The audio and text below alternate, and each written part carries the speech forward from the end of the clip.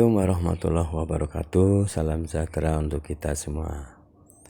Bagaimana kabar Bapak Ibu sahabat honorer? Semoga dalam keadaan sehat walafiat dan tetap semangat di dalam pengabdiannya ya, untuk melaksanakan tugas pengabdian melayani masyarakat. Nah, pada kesempatan kali ini saya hadir untuk menyampaikan informasi mengenai adanya honorer bodong ya. Dalam hal ini seperti apa ya honorer bodong dan mengapa muncul ya. Sehingga ini akan membuat honorer yang sebenarnya itu terjegal ya. Tetapi seperti apa antisipasi pemerintah bersama DPR? Mari kita simak informasinya. Honorer bodong bikin gemas, dijerat undang-undang, ya dijegal undang-undang nomor 20 tahun 2023 tentang undang-undang ASN ya. Nah, seperti apa dan bagaimana honorer bodong ini? Mari kita simak ya. Dari cpnn.com Jakarta, ketentuan di Undang-Undang Nomor 20 Tahun 2023 tentang Aparatur Sipil Negara atau Undang-Undang ASN sebagai pengganti Undang-Undang Nomor 5 Tahun 2014 ikut menjegal keberadaan honorer bodong. Jadi ini dengan adanya UU ASN ini ya, maka akan bisa menjegal atau mencegah ya adanya honorer yang bodong ini atau honorer yang fiktif. Diketahui salah satu substansi Undang-Undang Nomor 20 Tahun 2023 ialah tentang penataan tenaga honorer atau non-ASN. Meski di Undang-Undang ASN 2003 ini tidak ada pasal yang menjelaskan secara gamblang mekanisme penataan honorer, tetapi arahnya mereka akan diangkat menjadi pegawai pemerintah dengan perjanjian kerja atau P3K. Sebagai honorer, bekal diangkat menjadi P3K part-time. Saat pembahasan masih di tingkat panja, terungkap bahwa pengangkatan honorer menjadi P3K untuk mencegah terjadinya pemutusan hubungan kerja atau PHK. PHK massal ya, ini adalah upaya untuk mencegah adanya PHK massal. Maka ada solusi yaitu sebagian honorer bakal diangkat menjadi P3K part-time. Nah, tentu saja di satu sisi tidak membebani keuangan negara, namun belum ada kepastian ya berapa dari 2,3 juta honorer yang akan masuk ke gerbong P3K paruh waktu atau paruh time ya, part time. Jadi ada sekitar 2,3 juta ini tentu saja ada yang masuk ke P3K part time maupun full time. Belum jelas juga honorer bidang pekerjaan apa saja yang masuk nominasi menjadi P3K penuh waktu.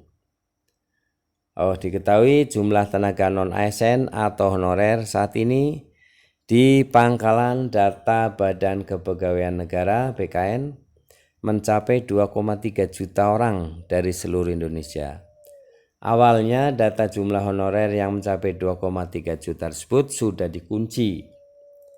Namun ternyata masih diaudit lagi. Nah, ini ternyata dari 2,3 juta ini diaudit lagi ya. Dicek lagi kebenaran dari honorer tersebut statusnya. Saat rapat kerja dengan Komisi 1 DPR RI pada 13 September 2023, Menpan RB Aswar Anas menjelaskan audit data honorer yang dia minta dilakukan oleh Badan Pengawas Keuangan dan Pembangunan BPKP dan saat ini masih berproses, merupakan audit secara acak bukan menyeluruh. Disebut meski sudah dilampiri SPTJM ya, suratnya ya dari honorer ini sudah dilampiri SPTJM. Kata Anas, ternyata masih juga ditemukan data honorer tidak valid. Ya, walaupun ada SPTJM-nya, tapi setelah dicek, di audit, banyak data honorer yang tidak valid. Karena itu ya Menteri Anas mengatakan dirinya sudah meminta audit, maksudnya honorer dilakukan secara menyeluruh.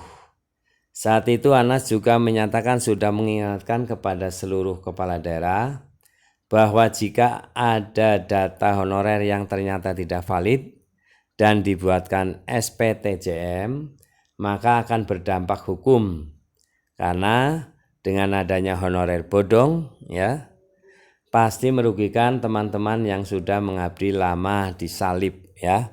Jadi dengan adanya honorer bodong ini akan menyalip dari para honorer yang sebenarnya yang sudah lama mengabdi. Lebih lanjut, dia mengatakan jika nantinya ditemukan honorer tidak valid, maka akan dicoret dalam proses seleksi P3K, meski dia masuk honorer yang mendapatkan afirmasi.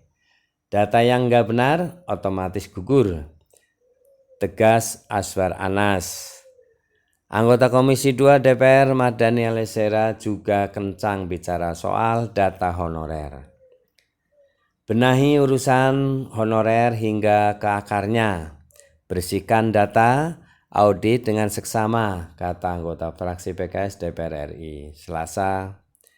Dia mendorong percepatan audit data honorer penting agar para honorer K2 yang sudah lama mengabdi bisa segera diangkat menjadi P3K.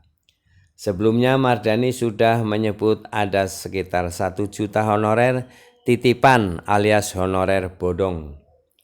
Nah, masalahnya honorer bodong ini berpotensi menghambat program pengangkatan honorer menjadi ASN P3K. Masalah honorer bodong ini sebenarnya sudah jauh dari diingatkan Wakil Ketua Komisi 10 DPR RI Abdul Fikri Fakih. File berita JPNN 2023 ya, 2022 waktu Januari.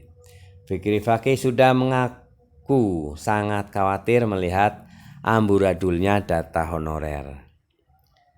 Bagaimana tidak, masing-masing instansi punya data honorer sehingga sulit mengontrolnya. Kemendikbudristek punya data pokok pendidikan, Dapodik. Kemenag menyediakan sistem informasi dan manajemen pendidik dan tenaga kependidikan. Pada Kementerian Agama, Simpatika. BKN memiliki database honorer K2. Kementerian punya sendiri, demikian juga instansi lain. Nah, ini masing-masing punya datanya ya. Ironisnya, kata Fikri, semua data itu tidak diverifikasi, validasi atau verbal paling tidak selama 8 tahun terakhir. Undang-Undang Nomor 20 Tahun 2023 menjegal honorer bodong Undang-Undang ASN 2023 mengamanatkan penataan tenaga honorer dilakukan secara bertahap dan harus kelar paling lambat Desember 2023. Ketentuan tersebut tercantum di pasal 66 Undang-Undang Nomor 20 Tahun 2023 tentang ASN yang menyatakan pegawai non-ASN atau nama lainnya wajib diselesaikan penataannya paling lambat Desember 2023. Desember 2024. Dan sejak undang-undang ini mulai berlaku, instansi pemerintah dilarang mengangkat pegawai non-ASN atau nama lainnya selain pegawai ASN. Pada bagian penjelasan terhadap pasal 66 dinyatakan bahwa yang dimaksud dengan penataan adalah termasuk verifikasi, validasi, dan pengangkatan oleh lembaga yang berwenang. Nah, penjelasan pasal 66 Undang-Undang Nomor 20 2023 itulah yang menjegal honorer bodong melalui proses verifikasi dan validasi ya.